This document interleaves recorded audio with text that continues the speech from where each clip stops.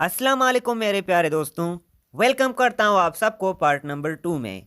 हमारा एक टारगेट था तमाम टेंसेस को पढ़ना और समझना।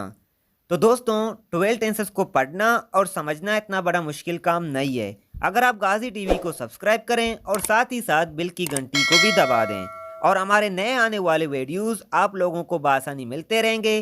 तो हमारे वीडियोस को देखते रहें, इंशाल्लाह आप चंद दिनों में टेंसेस में एक्सपर्ट हो जाओगे।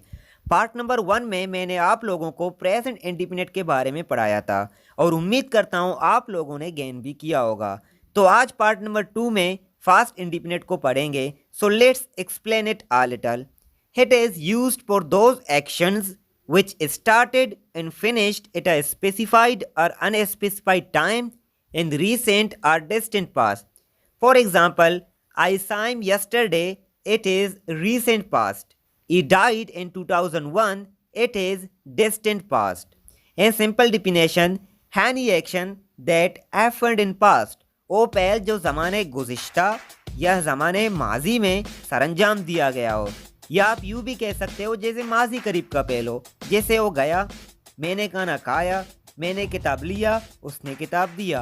वो तमाम काम जो हमने आज से पहले किए हैं या कल या परसों, तो उन तमाम कामों के लिए हम पास्ट इंडिफिनिट को इस्तेमाल करते हैं। Now let's talk about identification of past indefinite in Urdu. The Urdu identification of this tense is या, चुटिया, बढ़िया, अलिफ। अब मिसालों पर तवज्जो देते हैं। मैंने किताब दिया, उसने रिमोट तोड़ दी, वो बाजार गए, हमने क्रिकेट खेला। उम्मीद करता हूँ आइडेंटिफिकेशन आप लोगों के समझ में आए होंगे। The helping verb in this tense, the helping verb is did. The helping verb did is not used in the simple sentences of this tense. The helping verb did is used with all subjects. इस tense का helping verb did है। Did को हम simple sentences में इस्तेमाल नहीं करते। Dead को हम तमाम सब्जेक्ट के साथ इस्तेमाल कर सकते हैं। Form of verbs in this tense, the second form of verb is used. The second form of verb is used only in the simple sentences of this tense, but in other all sentences first form of verb is used instead of second form of verb. Past indefinite tense पे हम second form of verb को इस्तेमाल करते हैं। Second form of verb को हम सिर्फ simple sentences के साथ इस्तेमाल कर सकते हैं और दूसरे तमाम सेंटेंसेस में हम फर्स्ट फॉर्म ऑफ वर्ब इस्तेमाल करते हैं सेकेंड फॉर्म ऑफ वर्ब की जगह। जैसे कि आप सब जानते हैं, पास्ट इंडिफिनिट का हेल्पिंग वर्ब डेड है, मगर सिंपल सेंटेंसेस में हेल्पिंग वर्ब डेड को इस्तेमाल नहीं किया जाता, इसलिए हमारे अफर्मेटिव फार्मूले में डेड मेंशन नहीं किया गया है। अब हम फार्मूलों की मदद से कुछ सेंटेंसेस बनाएंगे। She wrote her homework.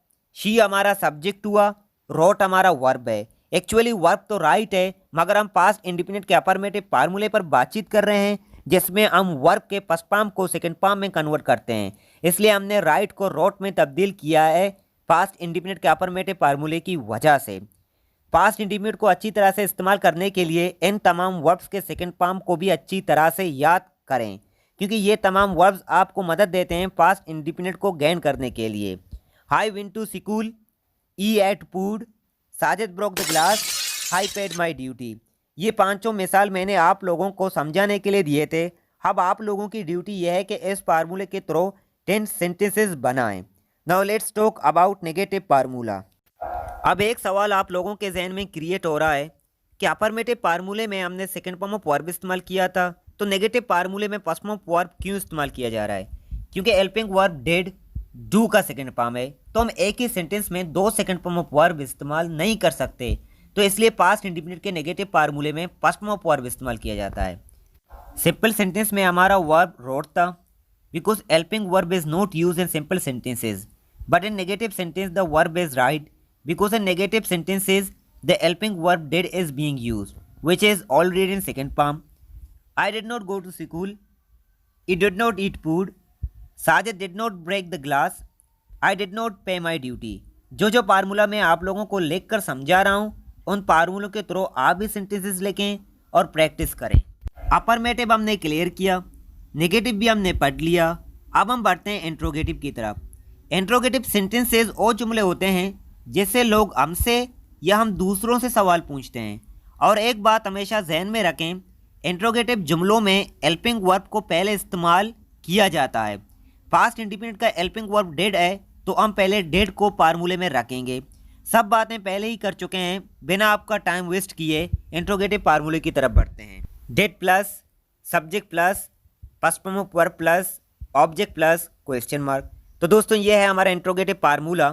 पहले हेल्पिंग वर्ब डिड आ रहा है फार्मूले में, क्योंकि पहले मैंने आप लोगों को बताया था कि इंट्रोगेटिव फार्मूले में हम पहले हेल्पिंग वर्ब को रखते हैं, उसके बाद हमारा सब्जेक्ट है और सब्जेक्ट के बाद first form of verb plus object है, इन सब के आखिर में क्वेश्चन मार्क है जो इंट्रोगेटिव सेंटेंसेस की निशानदेही करता है। तो दोस्तों ये था हमारा